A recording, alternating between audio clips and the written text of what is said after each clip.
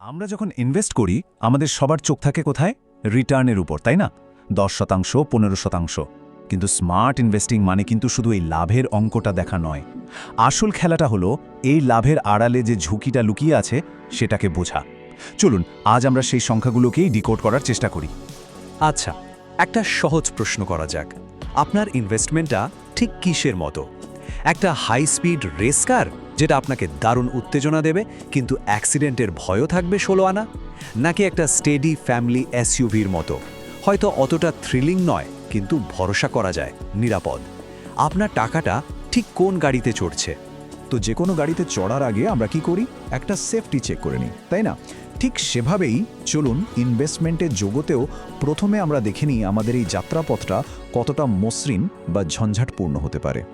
আমাদের সেফটি চেকের প্রথম টুলটার নাম হলো স্ট্যান্ডার্ড ডেভিয়েশন। নামটা শুনতে একটু কঠিন লাগলেও ব্যাপারটা কিন্তু খুবই সহজ। ভাবুন, এটা হলো আপনার ইনভেস্টমেন্ট জার্নির ঝাঁকুনি মাপার একটা যন্ত্র। এই সংখ্যাটা যত বেশি, বুঝতে হবে আপনার যাত্রাপথে ঝাঁকুনিও তত বেশি, মানে রাস্তাটা ততটাই ভাঙাচোরা আর অস্বস্তিকর। এখানে 5টা ফান্ডের ডেটা দেখুন। কোটাক্স ফ্লেক্সির ঝাঁকুনিটা খেয়াল করুন, প্রায় 17%, মানে বেশ বড় একটা ঝাঁকুনি। আর ঠিক তার উল্টো দিকে দেখুন পরাগ পারিক, মাত্র 12%। তার মানে অনেক বেশি স্টেবল বা স্থিতিশীল একটা যাত্রা। আচ্ছা, গাড়ির ঝাঁকুনি তো দেখলাম, এবার আসি গাড়ির হ্যান্ডলিংয়ে। আমাদের দ্বিতীয় টুলটার নাম হলো বিটা। এটা ঠিক তাই করে, মানে পুরো বাজার যখন ডাইনে বায়ে মোড় নেয় বা স্পিড বাড়ায় কমায়, তখন আপনার ফান্ডটা সেই পরিবর্তনের সাথে কতটা রিয়্যাক্ট করে, বিটা সেটাই মেপে দেয়। দেখুন, বিটার মান যদি 1-এর বেশি হয়, তার মানে ফান্ডটা একটা অ্যাগ্রেসিভ স্পোর্টস কারের মতো। বাজার একটু উঠলেই রকেটের গতিতে ওঠে, আবার বাজার একটু পড়লেই হুড়মুড়িয়ে নামে। আর বিটা যদি 1-এর কম হয়, তাহলে ওটা একটা ডিফেন্সিভ এসইউভি। বাজারের ছোটোখাটো অস্থিরতায় সেভাবে গাই মাখে না, নিজের লেনে শান্তভাবে চলতে থাকে। এবার ডেটাটা মিলিয়ে দেখি। কোটাক ফান্ডের বিটা 1.1, মানে একেবারে স্পোর্টস কারের ক্যারেক্টার। আর পরাগ পারিখের দিকে দেখুন, মাত্র 0.75। এর আসল মানেটা কি জানেন? এর মানে হলো যখন পুরো বাজার 10% পড়ে যাবে, এই ফান্ডটা গড়ে মাত্র 7.5% পড়তে পারে। এটা কিন্তু ইনভেস্টরদের জন্য বিশাল একটা সেফটি নেট। আমাদের সেফটি চেকের শেষ ধাপ, এটার নাম ম্যাক্স ড্রডাউন। সহজ কথায় এটা হলো আপনার ইনভেস্টমেন্টের রাস্তায় পড়া সবচেয়ে বড় আর গভীর গর্তটা। মানে ইতিহাসে যখন মার্কেট ক্র্যাশ করেছিল তখন আপনার ফান্ডটার সর্বোচ্চ কতটা পড়ে গিয়েছিল, এটা সেটাই দেখায়। যেমন ধরুন 2020 সালের সেই ভয়ঙ্কর মার্কেট ক্র্যাশের কথা। তখন কোটাক ফ্লেক্সিক্যাপ ফান্ডটা পড়েছিল প্রায় 27%। ভাবুন একবার, কি বিরাট একটা গর্ত। আর ঠিক সেই একই সময়ে পরাগ পারিক ফ্লেক্সিক্যাপ ফান্ডটা পড়েছিল মাত্র 18%। পার্থক্যটা পরিষ্কার, তাই না? পতনের সময় কোনটা আপনাকে বেশি ভালো সুরক্ষা দিচ্ছে সেটা এখান থেকেই বেশ বোঝা যায়। তো এই পুরো সেফটি চেক থেকে আমরা কি শিখলাম? সোজা কথায়, যারা ইনভেস্ট করে রাতে শান্তিতে ঘুমাতে চান, তাদের জন্য এমন একটা গাড়ি বা ফান্ড দরকার যাতে ঝাঁকুনি কম আর বড় গর্তে পড়ার ভয় কম, মানে কম অস্থিরতা আর শক্তিশালী সুরক্ষা। এটাই হলো মূল চাবিকাঠি। ওকে, সেফটি চেক তো কমপ্লিট। এবার আসা যাক আসল পারফরম্যান্সের দিকে। মানে আমরা যে ঝুঁকিটা নিচ্ছি তার জন্য ঠিকঠাক রিটার্ন বা পুরস্কার পাচ্ছি তো? এই বিষয়টাকেই বলে রিস্ক অ্যাডজাস্টেড রিটার্ন। চলুন দেখি এটা কিভাবে মাপা যায়।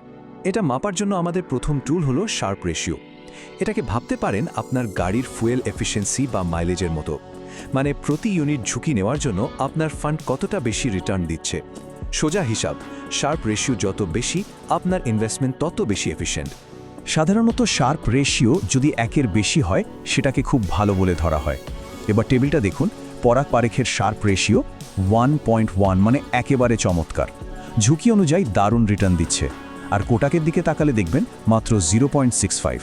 তার মানে যে পরিমাণ ঝুঁকি নেওয়া হচ্ছে সেই তুলনায় রিটার্নটা কিন্তু বেশ দুর্বল। শার্প রেশিওর পরেই আসে এর এক স্পেশালিস্ট ভাই, সর্টিনো রেশিও। এটাকে ভাবতে পারেন গাড়ির ব্রেকিং সিস্টেমের মতো। শার্প রেশিও সব ধরনের ঝাঁকুনি হিসাব করে, কিন্তু সর্টিনো শুধু খারাপ ঝাঁকুনি বা লোকসানের ঝুঁকিটাকেই দেখে। মানে গাড়িটা যখন খাদের দিকে গড়াতে শুরু করে তখন এর ব্রেকটা কতটা ভালো কাজ করে, সর্টিনো রেশিও ঠিক সেটাই বলে দেয়। আর দেখুন, ব্রেকিংয়ের ক্ষেত্রেও কে এগিয়ে। পরাগ পারিখের শার্টিনো রেশিও 1.65, যা বাকিদের থেকে অনেক অনেক ভালো। এর মানে হলো মার্কেট যখন পড়ে তখন বিনিয়োগকারীদের পুঁজি রক্ষা করার ক্ষেত্রে এই ফান্ডটা সবচেয়ে কার্যকর। গাড়ি ভালো, পারফরম্যান্সও দারুণ, কিন্তু ড্রাইভার কেমন? এবার আমরা দেখব ফান্ড ম্যানেজারের সেই গোপন কৌশল বা দক্ষতার পরিমাপ যা একটা সাধারণ ফান্ডকে অসাধারণ করে তুলতে পারে। এই মেট্রিকটার নাম হলো আলফা। আলফা হলো সোজা কথায় আপনার ফান্ড ম্যানেজারের এক্সপার্ট ড্রাইভিং স্কিল। ধরুন সাধারণ ড্রাইভাররা একটা নির্দিষ্ট পথে যায়, কিন্তু একজন এক্সপার্ট ড্রাইভার কিছু শর্টকাট চেনেন, যার ফলে তিনি অন্যদের চেয়ে আগে পৌঁছান। ফান্ড ম্যানেজারও ঠিক তাই করেন। বাজারের গড় পারফরম্যান্সের চেয়ে উনি নিজের দক্ষতায় যেটুকু অতিরিক্ত রিটার্ন তৈরি করেন, সেটাই হলো আলফা। এখানে দেখুন, পরাগ পারিখের ফান্ড ম্যানেজার বাজারের গড় পারফরম্যান্সের চেয়ে বছরে 4.5% বেশি রিটার্ন এনে দিয়েছেন। এটাই হলো ওনার আলফা, ওনার দক্ষতা। আইসিআইসিআইয়ের ম্যানেজারও কিন্তু বেশ ভালো কাজ করেছেন, প্রায় 3.8% অতিরিক্ত রিটার্ন এনে দিয়েছেন। তো আমরা অনেক কিছু দেখলাম, সেফটি চেক, পারফরম্যান্স, ম্যানেজারের স্কিল। এবার সময় হয়েছে সবগুলোকে একসাথে করে একটা ফাইনাল স্কোরকার্ড দেখার।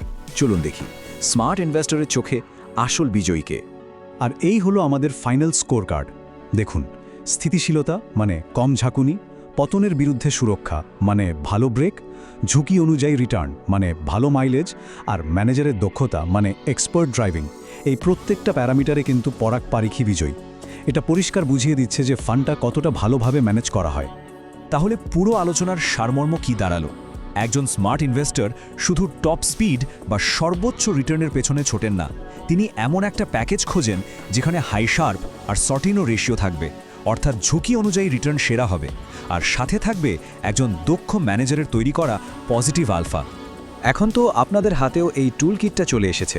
তো এবার ভাবার পালা, নিজের ইনভেস্টমেন্ট জার্নির জন্য কোন গাড়িটা বেছে নেবেন? একটা রোমাঞ্চকর কিন্তু ঝুঁকিপূর্ণ রেস কার, নাকি একটা নির্ভরযোগ্য নিরাপদ ফ্যামিলি এসইউভি? এই সিদ্ধান্তটা কিন্তু আপনাকেই নিতে হবে। যাওয়ার আগে একটা ছোট্ট কিন্তু খুব জরুরি কথা বলে রাখি। এই পুরো আলোচনাটা কিন্তু শুধুমাত্র শেখার এবং জানার জন্য। এটাকে কোনোভাবেই আর্থিক পরামর্শ হিসেবে নেবেন না। যে কোনো বিনিয়োগের সিদ্ধান্ত নেওয়ার আগে অবশ্যই একজন সার্টিফাইড ফিনান্সিয়াল অ্যাডভাইজারের সাথে কথা বলে নেবেন। মনে রাখবেন, আপনার টাকা, আপনার সিদ্ধান্ত।